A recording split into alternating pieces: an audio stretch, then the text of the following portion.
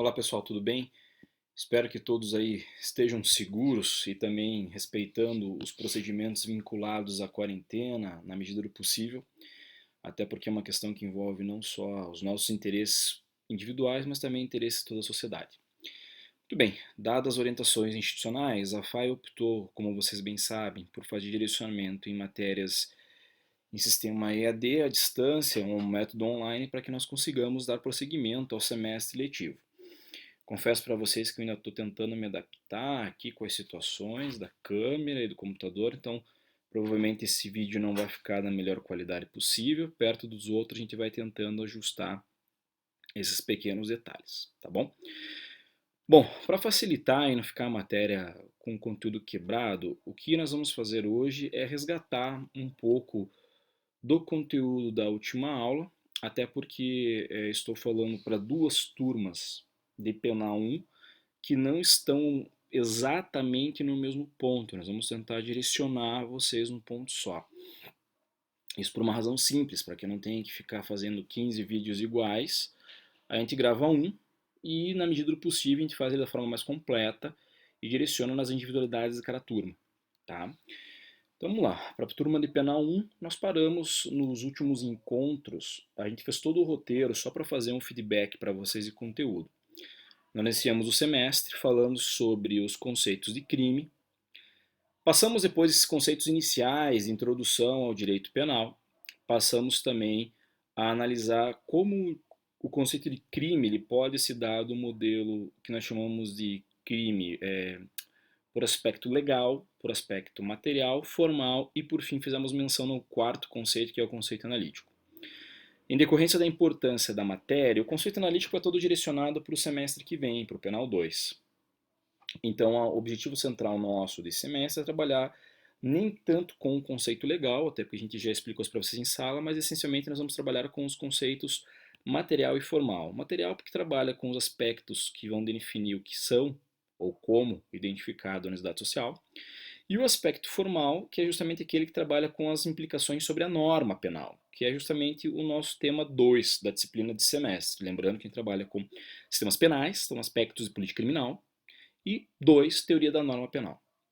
Feito esse rápido feedback, nós passamos por toda a orientação de quais são as razões pelas quais nós punimos alguém.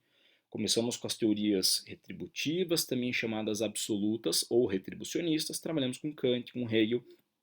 Passamos aos modelos preventivos, falamos inicialmente, por uma questão de opção minha, dos modelos preventivos individuais, né? Trabalhamos com as explicações que o List vai trazer para nós dentro do pequeno livro dele chamado A Ideia de Fim no Direito Penal. E passamos a isso depois para as implicações de prevenção geral. Primeiro para a negativa, do FORBA, e depois passando para os dois modelos de prevenção geral positiva. Como eu falei para vocês, não existem somente esses dois modelos de prevenção geral positiva, nós trabalhamos com esses dois, por uma questão de ser os dois modelos que mais influenciam o nosso direito penal na atualidade, que é o modelo funcionalista teleológico do Roxin e o modelo funcionalista sistêmico do Günther Jacobs, tá certo?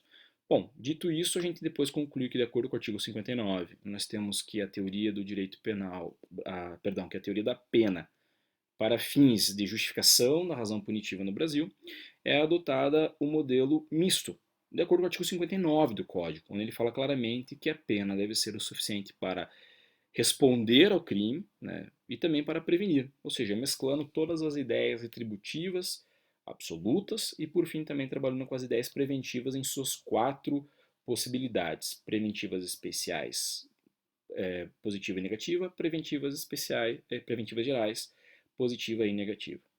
Muito bem, passado isso, nós falamos ainda para vocês sobre a chamada teoria agnóstica ou teoria negativa da pena, né? Depois nós trabalhamos ainda com os aspectos de criação do controle social e chegamos a todo aquele passeio que nós fizemos sobre evolução do controle social, não só dos conceitos, dos objetos, né, ou seja, as condutas que serão controladas e a resposta que serão apresentadas enquanto questão de controle. Passamos ainda também a analisar as formas de classificação do controle, tentem recordar comigo. Falamos inicialmente uma sobre o controle quanto à pessoa, interno e externo. Falamos quanto ao controle, se ele é formal ou informal, que é a organização do controle, se tem a participação do Estado. E falamos também quanto à forma de resposta, o meio de controle, se ele é positivo ou negativo. Muito bem. Além disso, falamos também que os três elementos que compõem o controle social são a norma, sanção e processo, né, obedecendo os três requisitos. Não pode ser aplicada sanção sem processo. A norma que vai definir justamente as condutas, e a sanção a resposta a essas condutas que estão sendo controladas. Passamos ainda pelas perspectivas conflitiva e funcional liberal sobre o controle. Vocês têm estudo anotado no caderno de vocês, as características delas. Passamos ainda a explicar quais são as razões para que se existe o controle, que é para evitar surpresa da população e também para efetivar as garantias individuais. E chegamos, por fim, na parte mais importante do conteúdo até aqui expressado, que é justamente como nós vamos definir o conceito de crime a partir do que nós chamamos de danosidade social. Ou seja, todo crime, e aqui que nós paramos no último encontro, falamos que é impossível nós termos uma ideia de crime que atinja somente a vítima. É justamente crime porque nas barreiras de imputação que nós vimos, nas diversas formas de controlar o fenômeno criminal, o que nós temos é que a criminalidade é um fenômeno que não atinge tão somente a vítima. Quando alguém é morto, quando é praticado um homicídio, esse homicídio não é somente uma negação ao bem jurídico preservado sobre a vítima, que é a vida dela, mas é também uma forma do indivíduo afirmar, claro, e aqui obviamente, entre parênteses, somente num campo racionalista reflexivo, eu estou fazendo isso, né? Do indivíduo também negar a vigência desse ordenamento social sobre si. Logo, então nós temos que a prática delitiva não é uma prática que ocorre somente contra a vítima que recebe a conduta, né? Mas ela é também obrigatoriamente uma prática direcionada contra toda a sociedade. Daí então a gente falar, valendo-se do conceito clássico que vocês estão lendo no Beccaria, de que o crime é algo que produz uma danosidade social. Logo, se o crime é algo que produz uma danosidade social, a gente tem que entender que nenhuma forma ou abordagem clara desse tipo de delito vai ter para nós uma concepção puramente individualista. Por tal razão, ao a gente identificar como um crime pode vir a ser identificado, surgiu, teoricamente, três modelos. E aqui eu gostaria que vocês pegassem, por gentileza, um material de indicação de leitura básica, que é o livro do Sr. Paulo César Busato, tá? Fundamentos democráticos para o direito penal, fundamentos para um direito penal. Opa, travou. Para a gente não falar errado, vamos pegar aqui o livro, só um segundo.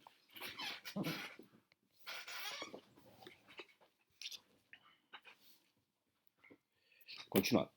Então é essa obra aqui, Fundamentos para um Direito Penal Democrático.